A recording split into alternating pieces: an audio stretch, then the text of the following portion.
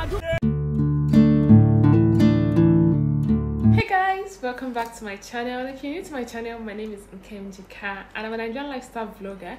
To my returning subscribers, thank you so much for always coming back. If this is your first time here, welcome to the family. Please guys, don't forget to like, don't forget to comment, don't forget to share, and please subscribe. Thank you so much for 300 plus amazing subscribers. Like, I love the fact that I'm growing small guys. Before I know it like this, we go make can. Thank you so much. I'm so grateful. So guys, today's video is going to be a movie review. I'm sure we've all heard about the movie ANIKULAPO. I hope I pronounced it right. So I just saw the movie yesterday and I'm like, Kai, I cannot reserve my reservations, so let me come and share my comments with my beautiful family. So guys, I'm right here, and I'm not going to be a spoiler. I'm not here to give you any spoiler at all. So I've tried my best to just bring out my point, like the things I want to discuss, the lessons, what I love most about the movie, the nudity, like just, you know, just chit chat and just say my mind. And I'll try my best to not be a spoiler. I promise. So guys, let's go there. So this movie, ANIKULAPO, is produced by Kunle and the lead actor is Remi and the lead actress is BIMBO ADEMOYE, my girl. Like, I love Bimbo so much. Like, she's my girl. I love her so much. So guys, we're going to be discussing this movie, like I said, in categories, and I don't really know the names of other actors. It's not like they are new, it's not like they are not popular, but I don't know their names. They act majorly Yoruba movies. Like, I love the fact that these persons featured in the movie. Like, you know, all those baba where they act Yoruba movie. Like, when you see their face, they're really familiar with our screen. I love them. And everybody played, like, they played that. And of course, we have Shola Shobowale, our woman. The woman that knows how to deliver. She deliver like Hebrew, man. Like, give her any role you give to her, she did deliver. The one and only sugar mommy of ANIKULAPO. Like, anyways, these are the persons in the movie. Like I said, ANIKULAPO is a Yoruba folklore. Like, you know, all those are moonlight stories we used to listen to under the moonlight. You know, all those, the tortoise and the elephants kind of deal. So that is the kind of movie this ANIKULAPO is, in my opinion. And yes, I have my points. I wrote my points down because I had to write them. I had to write down the lessons. Like, I thought about it and I'm like, no, let's come and share. So I had to write them down so I don't forget or skip anyone. So I go to look my book as I talk. So now let's go over to what I love about the movie. First of all, it's a Yoruba movie, but it was subtitled and you can watch it on Netflix. Now, what I love about the movie, like I said, I love that it's Yoruba folklore. It is very indigenous. It is not our regular contemporary settings. I love the fact that it was just like culture inspired and all that. I love the whole setting, like the setting, the costume, the tribal mark, the background, everything about it. I love it. To me, it was actually very cool. And I love the rich culture the movie showcased, like the rich culture, everything about Yoruba. I love the fact that it was really indigenous. They tried their best to just make us feel like we don't enter inside the village of Oyo, inside the village of Ogun, the village of, you know.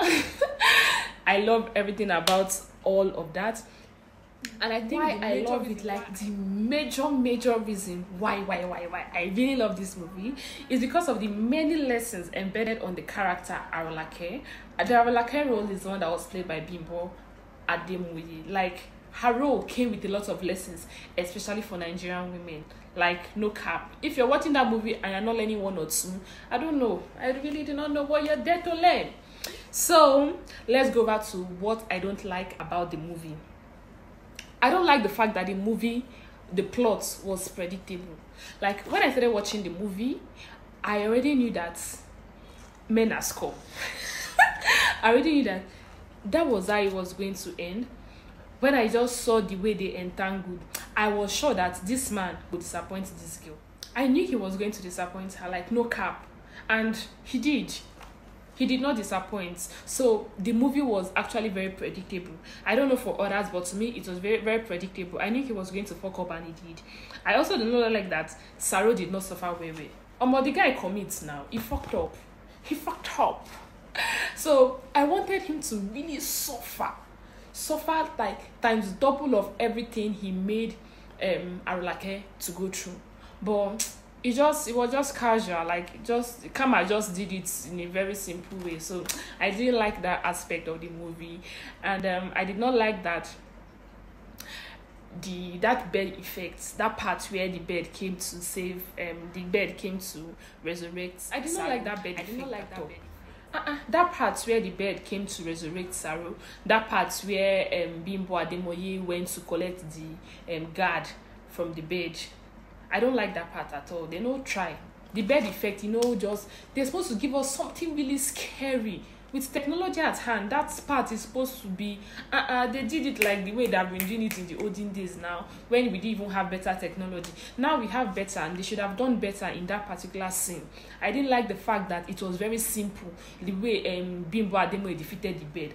How can the Akala just fall his hand like that? A whole mere human could defeat you. It was very easy. Even if she was going to succeed, it would have been like a fierce battle. It would have been like she really struggled, like, give it to me, no. A lot of, all those kind of action. There was no action in that part. Exactly, that's just it.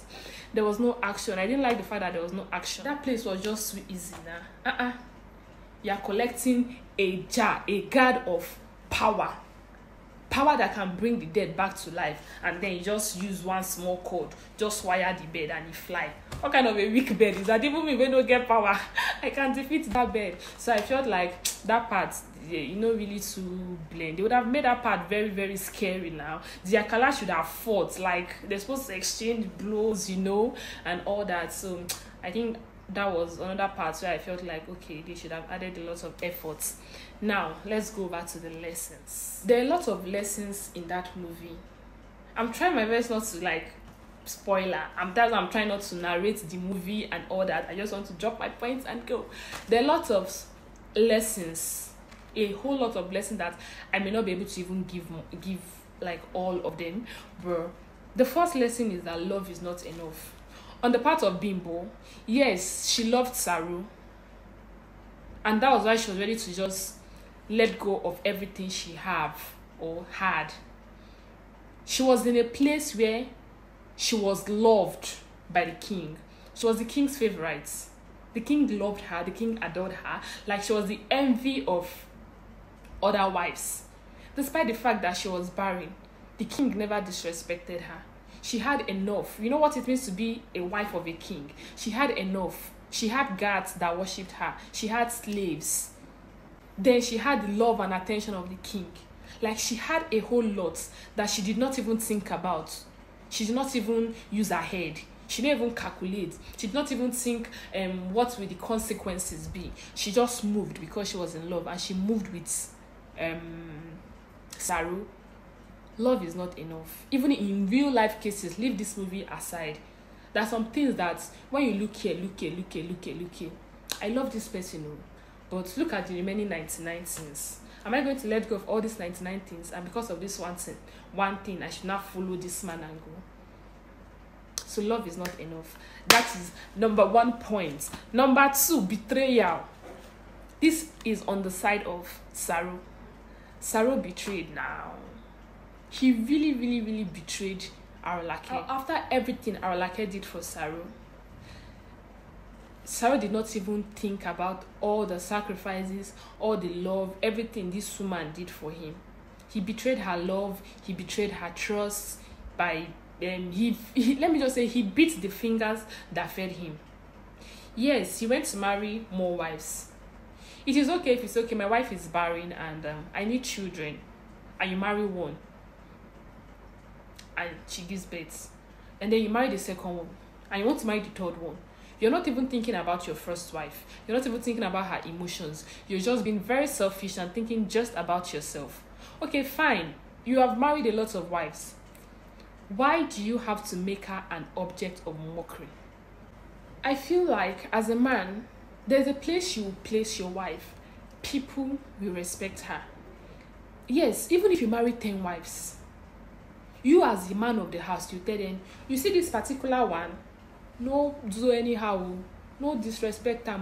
If you do anyhow, you go see anyhow. You see this particular one, respect her. You see this particular one, honor her. I am who I am today because of this one. Yes, she can't give birth to children, but all the children in this household, now she get them. Like, there's a way you will place your wife that nobody will disrespect her. Sarah did not do any of that. In fact, Naim, they make them, they disrespect her. I don't know what else is betrayal if not this.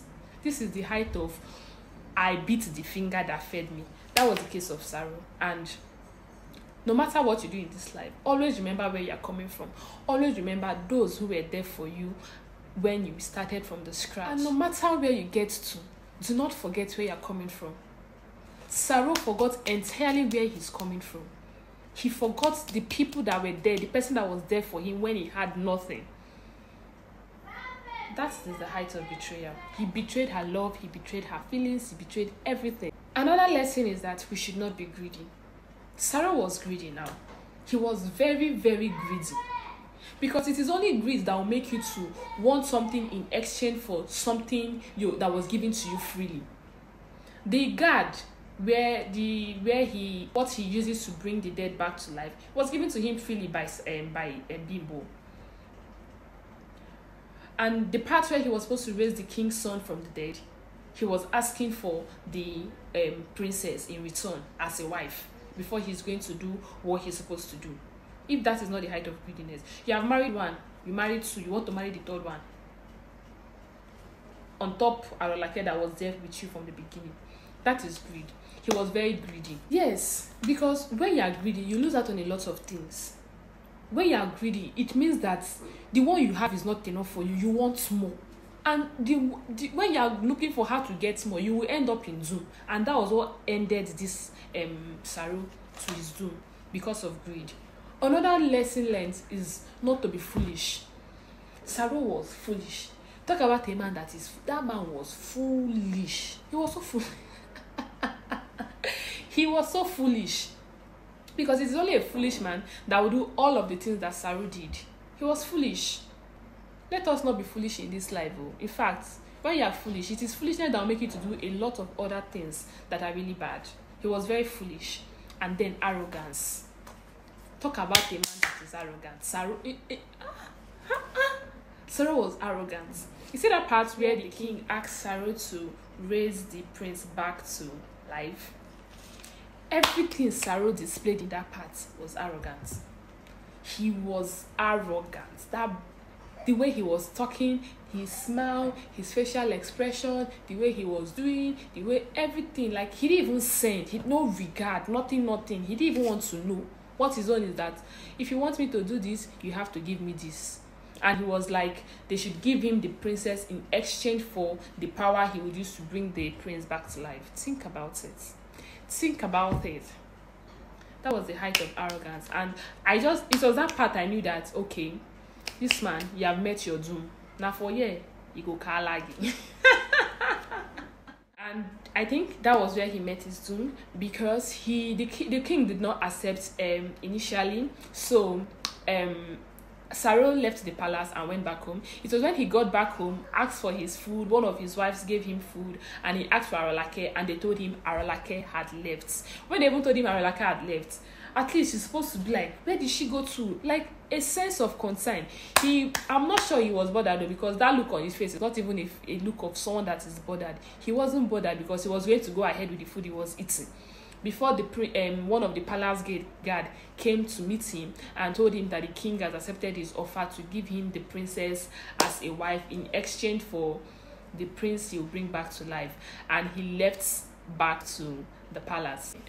To tell you that this man is very stupid. Initially, when he wants to bring, because that is what he does, like that jar, that guard that Bimbo gave to him, I'm trying not to be a spoiler, he uses it to raise people from the dead, and he does it effortlessly. He just have to place it on their head and he'll say arise, and the dead person will come back to life. And it is that simple. That is what he does. No incantation, nothing, because you don't even know what it is. Nobody initiated into anything. Nobody taught you how to use it. It is just, when you say something is powerful, it doesn't need any extra effort to do its work. It already knows its work, and that's it.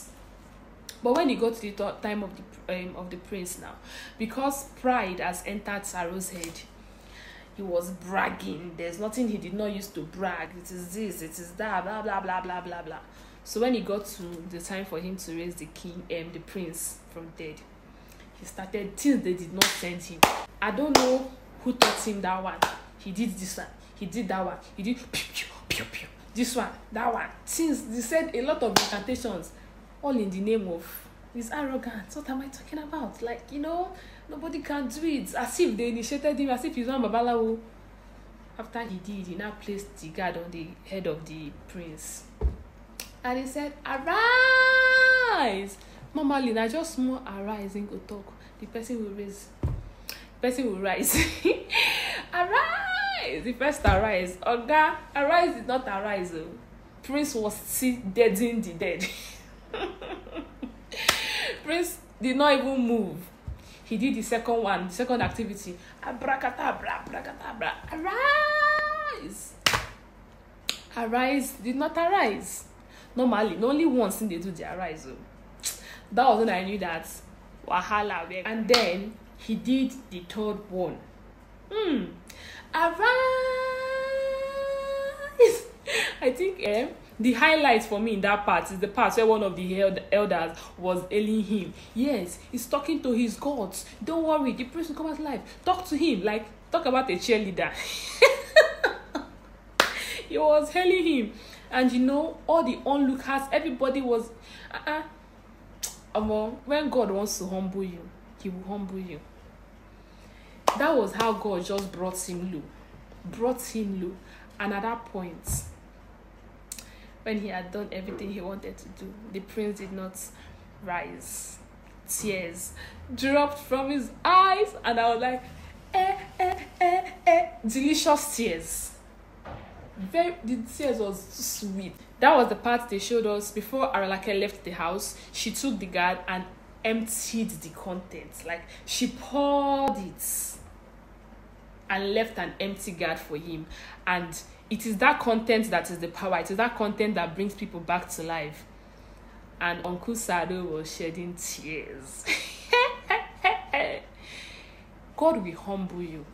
God, see, especially if you don't remember where you're coming from, especially if you want to oppress people with the gifts he has given to you, he will humble you in a way that will bring you everlasting shame.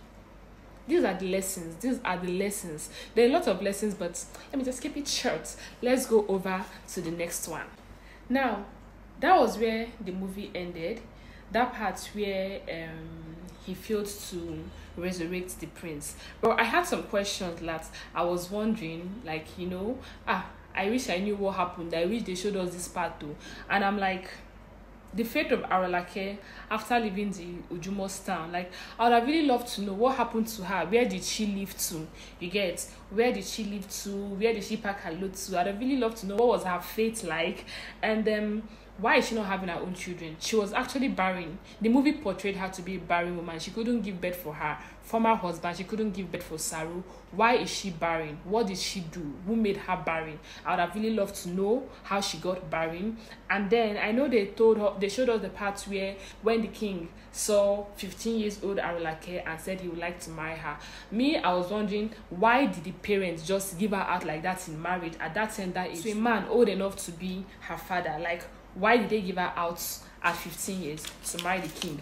Those are the questions that I'd have really loved to have an answer to. So now let's go to the part of nudity. There's a part in that movie where they showed us when Aralake and Saru were making out, her body was bare, like her boobs, everything just fell out. I was like, Jesus, I have to even watch that movie, that part again. I was not like, no, now this is not real, because Bimbo has a tattoo on her chest. Anybody that knows Bimbo, we know that she has a tattoo. I didn't see that tattoo in that part. I was not like, no, something is wrong, until I got to read where they said it's an effect. This Akim effect is a makeup artist. Then he said that they use this prosthetics to achieve Bimbo's bare body in that particular part. So there was no nudity. I'm so sorry to bust your bubble. Now, let's go to my anger. But as I was watching the film, the things so pay me. I'm like, why do Bimbo go do this? Why Bimbo no get sense? Why they act? You know, in every movie, something must annoy you. Let me tell you what really annoyed me in the movie. Number one, why did she give him the guard? That part where she saved him from, like, she raised him from the dead, that part after the villagers killed him because he was trying to run away with the king's wife, that part where the bird came and Bimbo chased the bird and collected that guard. She had that guard with her for 2 weeks because according to the movie, they were trekking and walking through the bush, through the forest when they were running away. She had it with her for 2 weeks. She didn't tell him about it until the part where when they got to the village, they decided to settle. The man that helped them, when he got to his household, he saw that his son was lying dead. And everybody were crying, and you know, because they felt like they should do something for the man. He had helped them, he had brought them home. That was when Arolake took Saru and brought out the guard and gave it to him and was like, this is what I used to bring you back to life. Oh, this is how it works. So take this thing and go and bring that boy back to life. And I'm like, are you stupid? That party, I was like, what is wrong with this girl? You have it. At least the movie did not make us to believe that it is only a man that can use it. Of course not, because you were the one that used it to bring him back to life. So why can't you use it to bring other people back to life if you can bring Saru back to life? Why are you giving it to this man? Then do, man. You know, I was like, why? I was so angry at that part. Like, why would you do that? I was really so angry at that part where she gave it to him. Now, another part that really made me angry is the same thing. The ending, that part where they showed us when she poured out the contents. Yes, I know she wanted to have her revenge. There is a lot of ways to revenge now. You eventually got hold of the jar, the guard again. You'd have just left with it. You'd have just gone. You'd have gone with it. Why empty it? Are you saying you can't use that power? Are you saying you can't use it to better your life? Yes, because that was what changed their life. That was what made their life to just turn around for good, and they were living better and living well in that land where they settled. So you wanted to live. You wanted to take your revenge. Why didn't you go with it? Why do you have to empty it? Why do you have to throw it away? Are you a moo? Do you get?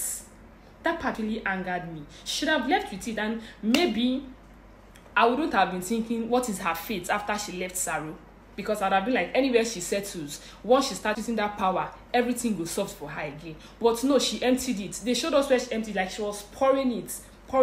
Yeah, so that was a very sweet revenge. But why she not think about herself now? Who said she can't use it? That brings me to another thing that made me angry. I'm not sure she saw herself as worthy in that movie. She didn't think highly of herself. She didn't think worthy of herself. She feels like she's not worthy because why were you giving all the opportunities that you can use for yourself to a man?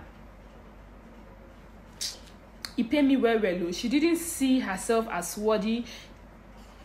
Everything about her was just about Saru. And then, why didn't she think that she could change her own life? Okay, as Saru don't misbehave. Why did she not think that? All these things just really made me angry in the movie. Now, in all of these things, movie apart, Saru apart, Arolake apart, there are real life lessons to be learned. I feel like maybe who send me message to go there read meaning. To some people, it's just movie. But to me, I learned some lessons. Number one, I love the fact that there was no happy ending for her. I love the fact that as she just did miserable, let her just miserable and be going. I love that there was nothing like eventually Saru got back to his senses, came to beg her, she forgave him and they live happily ever after.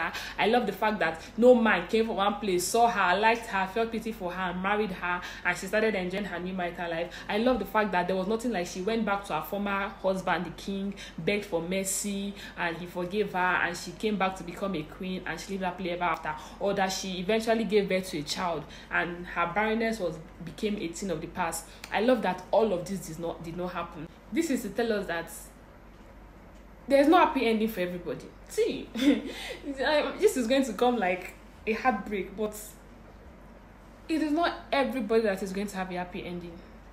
That you're suffering today does not mean you will enjoy tomorrow. I'm so sorry to tell you this. Say you don't suffer even though you're a good person. You know what I mean? Say everywhere goes sort for you later. You may end up being miserable for the rest of your life. You may just die and you still be miserable. Everybody will not have happy ending.